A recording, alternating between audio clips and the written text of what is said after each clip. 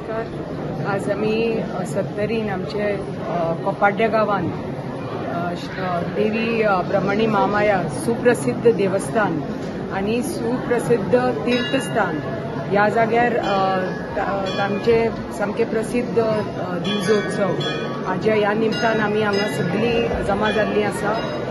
पयलीं सगळ्या भाविकांक हांव खूब खूब हार्दिक शुभेच्छा दिता। सगळे गोंयभरचे भाविक हांगा आयिल्ले आसा आनी मागता देवी कडेन की तांची कृपा दृष्टी सगळ्या प्रत्येकाचेर आसची।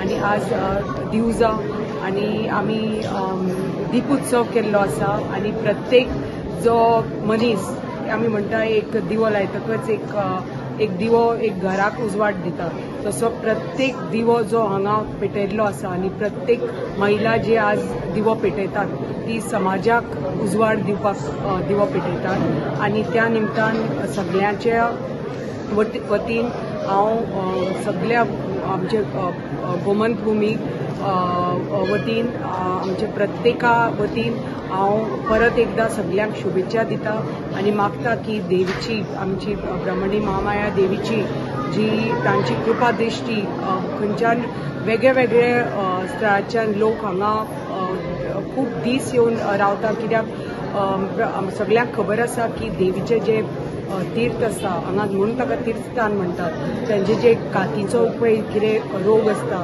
तो हांगा लोक येवन ताजें निवारण जाता म्हणून हांगा लोक कितले येवन दीस रावतात।